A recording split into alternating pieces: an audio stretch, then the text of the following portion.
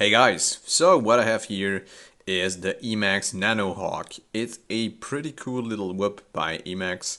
So before we talk about the interesting stuff, let's get the obligatory boring review basic stuff out of the way. Let's talk about what is in the box and what the specs are.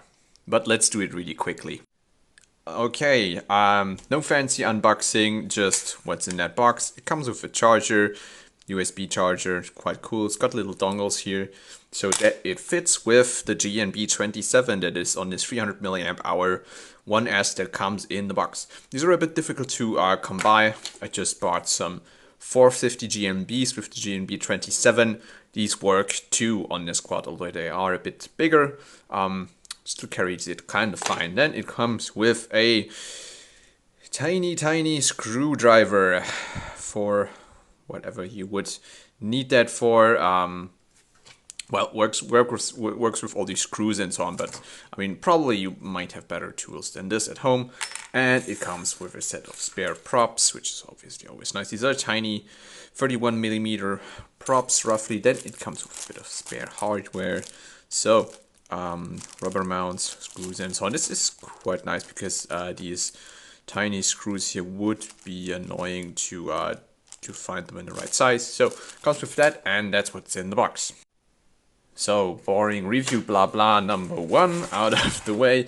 The specs. Here's an overview of the specs, also actually quite boring. Apart from the highlight, I mean, this thing only weighs 20 grams.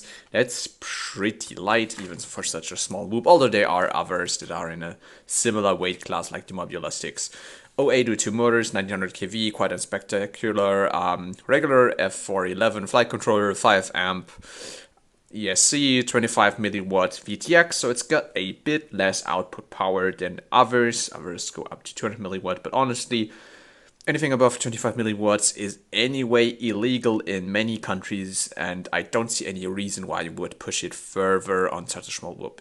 You're not going to get very far, so your range is going to be limited by the SPI receiver anyway, so 25 milliwatts, in my opinion, if you don't have really bad antennas on your goggles, are absolutely fine. It's got a Runcam Nano 3, which does its job absolutely fine. The props out 1201, whatever that means. They're like 31 millimeters, and it's 82 euros or $99. So a bit more expensive than variable eSheen products, but I would say also probably higher quality. The thing does seem pretty nice. So let's zoom in a bit and let's take a closer look at the quad itself, because the overall construction is actually quite interesting. So this looks sort of whoop-like. It's got prop guards, but these prop guards aren't ducts, which is a good thing because in my opinion ducts just make things worse on every level of analysis. So these guards here will just protect you from bumping into the props if you're flying indoors. You can obviously just remove them. They don't seem to have any aerodynamic function,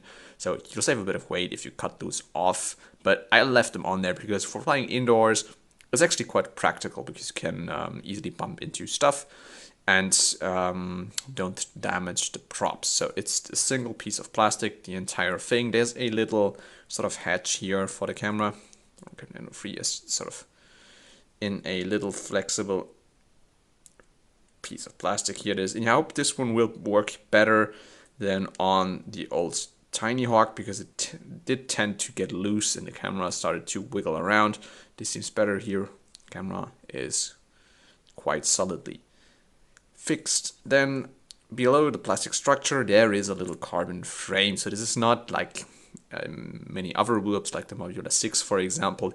This is not a only plastic construction. It's got a decent little carbon frame underneath. It's a bit of an odd thickness, material thickness.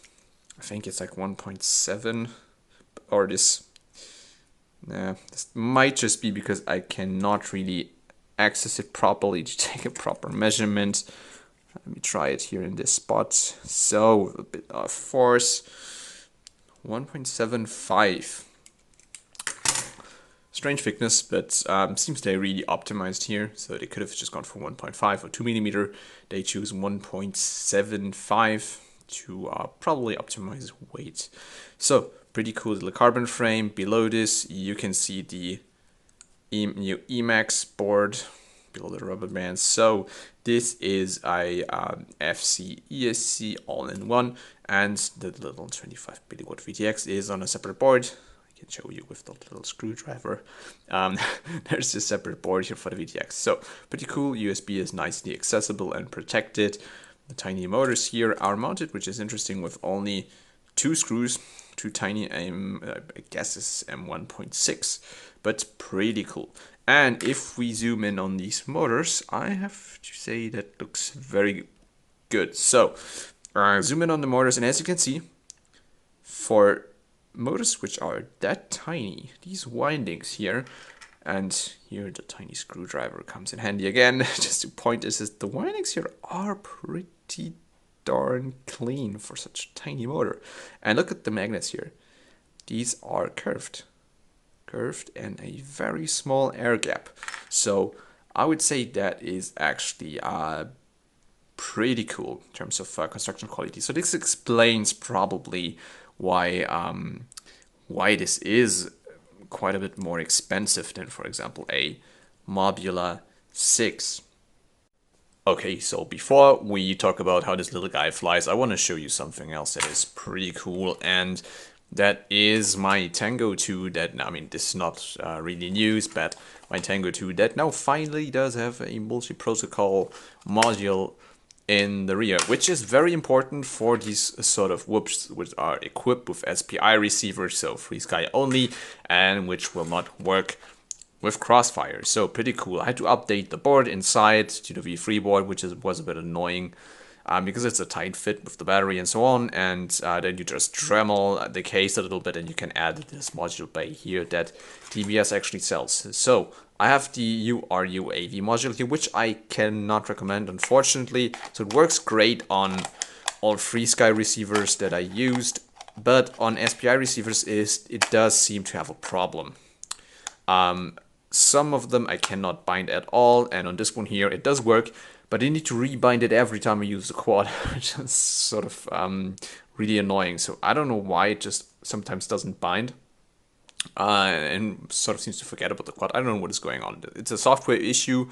I've already read about it. There is apparently a way to fix this, but it's super complicated. So this doesn't really seem to work reliably on SPI receivers, unfortunately.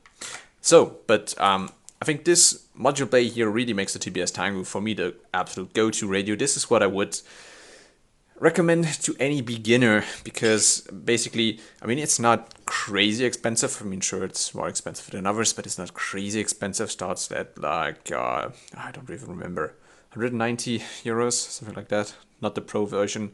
But I mean, while it's a bit more expensive, I mean, this thing will be suitable from an absolute beginner to really a pro. You've got Crossfire on board.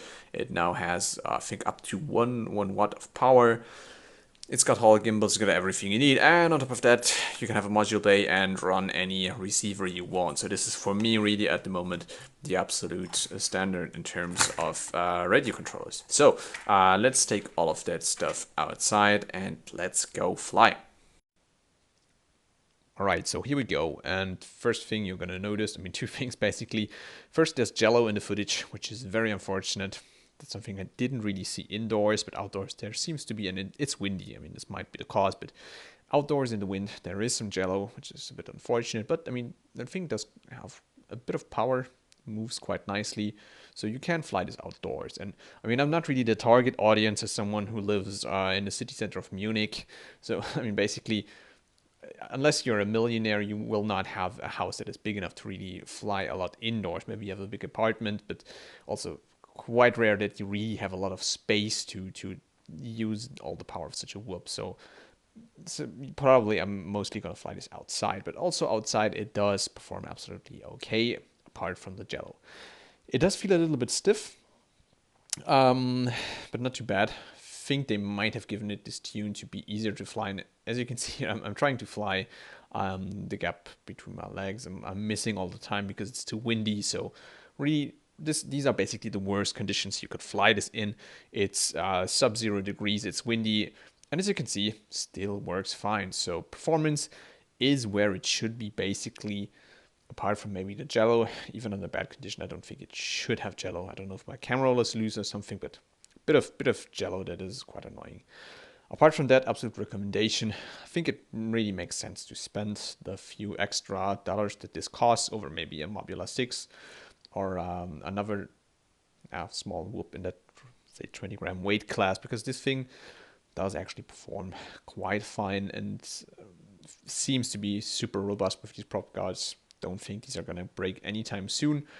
And obviously super beginner friendly, but also for someone who's really experienced, who just wants to whip around in a backyard or somewhere.